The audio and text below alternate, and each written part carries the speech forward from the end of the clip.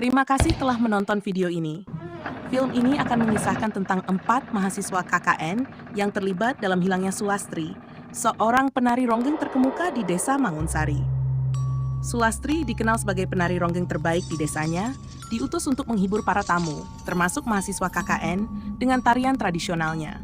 Namun, malam itu berubah menjadi tragedi ketika Sulastri mengalami perlakuan tidak manusiawi. Meskipun berusaha mempertahankan martabatnya, Sulastri tak berdaya saat diserang secara brutal. Dari saat itu, Sulastri bersumpah untuk membalas dendamnya. Bagaimana kisah selengkapnya? Inilah alur cerita film Ronggeng Kematian.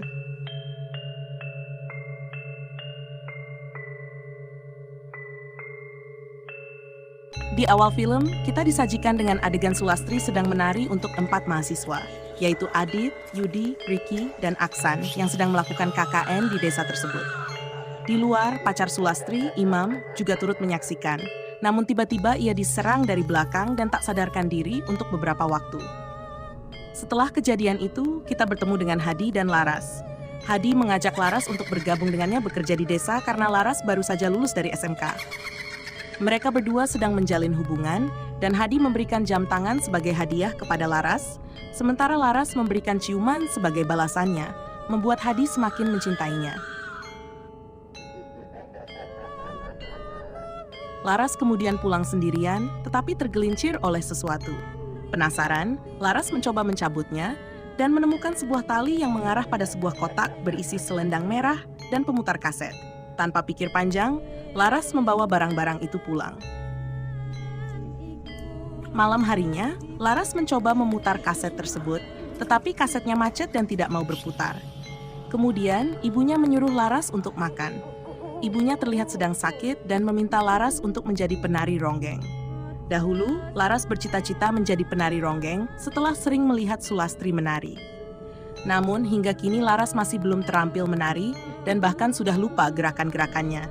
Laras memberitahu ibunya bahwa dia akan bekerja di desa bersama Hadi, pacarnya. Ibunya terlihat tidak senang mendengarnya, tetapi keputusan Laras sudah bulat. Ibunya kecewa dan langsung pergi meninggalkannya setelah Laras makan.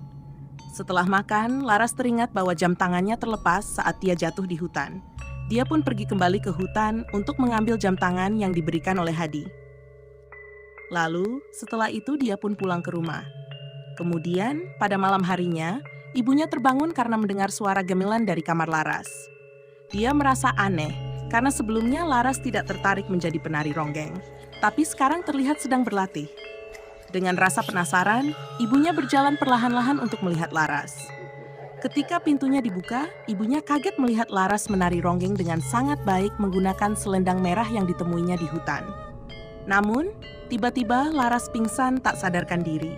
Ibunya merasa bahagia melihat Laras akhirnya bisa menari. Namun pada keesokan harinya, ibu membawa Laras ke Bu Menur, seorang pelatih ronggeng yang juga ibu dari Sulastri. Sejak kehilangan Sulastri, belum ada yang bisa menggantikannya sebagai penari ronggeng terbaik. Awalnya, Laras sangat kaku dan buruk dalam menari, tetapi setelah menggunakan selendang, tiba-tiba ia menjadi mahir. Bu Menur menyadari bahwa selendang itu adalah milik anaknya Sulastri, bukan Laras. Bu Menur yakin bahwa Sulastri akan membalaskan dendamnya, dan pada malam itu, Bu Menur melakukan ritual untuk memanggil Sulastri. Bu Menur sangat merindukan Sulastri yang sudah hilang selama 7 tahun tanpa jejak. Namun, apa sebenarnya yang terjadi pada Sulastri? Setelah itu, Bu Menur mendatangi Pak Marto, kepala desa di sana, dan mengatakan bahwa dia sudah mengetahui apa yang sebenarnya terjadi pada anaknya. Singkat cerita, Laras menari di depan banyak orang dan semua orang yang melihatnya sangat kagum. Namun, Hadi bertanya mengapa Laras menjadi penari ronggeng. Kemudian, fokus pindah ke 4 orang yang sebelumnya disebutkan, yaitu Adit, Yudi, Ricky, dan Aksan yang kembali ke desa Mangunsari karena diundang oleh Pak Marto untuk menghadiri acara ulang tahun desa. Mereka sampai di desa dan disambut hangat oleh warga karena telah banyak berjasa, termasuk membangun kincir angin di desa Mangunsari. Mereka menginap di penginapan yang sama seperti saat KKN dulu, ditemani oleh Laras dan Hadi. Ketika masuk ke dalam rumah, mereka teringat momen 7 tahun lalu ketika Sulastri menari untuk mereka. Mereka merasa bersalah karena pada saat itu mereka merasa nafsu kepada Sulastri tanpa disadari olehnya.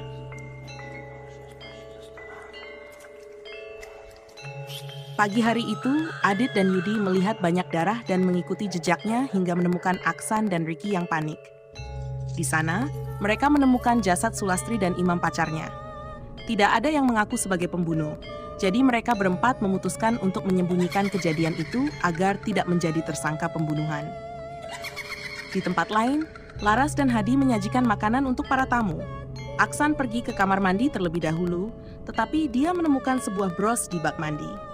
Aksan memberitahu Ricky tentang temuannya. Namun, Adit dan Yudi salah paham, mengira bahwa Adit dan Yudi yang membunuh Sulastri. Malam itu, bulan sabit bersinar penuh. Biasanya di desa itu akan ada yang kesurupan pada malam seperti itu. Saat mereka tertidur, Ricky didatangi oleh Laras yang menari di depannya. Tiba-tiba, Laras berubah menjadi hantu Sulastri dan menyerang Ricky. Beruntung, mereka berhasil menyelamatkan Ricky. Aksan sangat marah kepada Adit dan Yudi.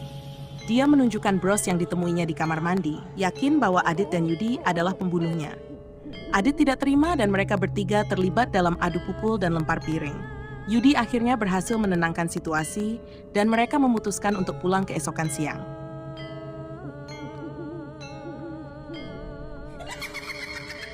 Pagi harinya, mereka memberitahu Laras dan Hadi bahwa mereka akan pulang hari itu. Namun, tiba-tiba Laras kerasukan oleh Sulastri. Sulastri mengatakan bahwa mereka tidak boleh pulang karena semuanya sudah disiapkan untuk acara malam itu. Secara ajaib, mereka tidak lagi berniat untuk pulang. Singkat cerita, Adit dan Yudi pergi ke kincir angin bersama Hadi dan Laras. Mereka mengira bahwa Sulastri kabur bersama pacarnya, Imam, atau mungkin ikut bersama mereka berempat. Di sana, Adit dan Yudi mengucapkan turut berduka atas hilangnya Sulastri. Mereka juga melihat Wongso bunuh diri, tetapi Hadi tidak melihatnya karena Wongso bunuh diri di tempat itu. Wongso, seorang penggemar Sulastri, memakai selendang Sulastri setelah dia menghilang, sehingga warga desa menganggap dia sebagai pembunuh Sulastri. Namun, setelah diselidiki, ternyata selendang itu bukan milik Sulastri. Malamnya, acara dimulai dan mereka diberikan penghargaan oleh warga desa. Untuk melengkapi acara, mereka harus meminum air racikan. Kemudian terjadi flashback di mana Adit mendengar bahwa semua orang di desa sudah tahu apa yang mereka lakukan kepada Sulastri 7 tahun yang lalu. Acara itu sebenarnya adalah untuk menghukum mereka berempat karena tidak ada yang mengakui telah membunuh Sulastri. Laras naik panggung dan mulai menari, tetapi mereka melihat sesuatu yang aneh. Mereka menyadari bahwa itu Sulastri yang telah mati. Adit mengungkapkan ke Bapak Marto bahwa Sulastri telah dibunuh oleh Yudi, Aksan, dan Ricky. Adit dipaksa untuk menyembunyikan rahasia itu karena takut dibunuh oleh mereka. Sulastri diperkosa dan dipukuli hingga meninggal, lalu jasadnya dibuang ke sumur tua di tengah hutan, sementara selendangnya dikubur di dekat sumur itu.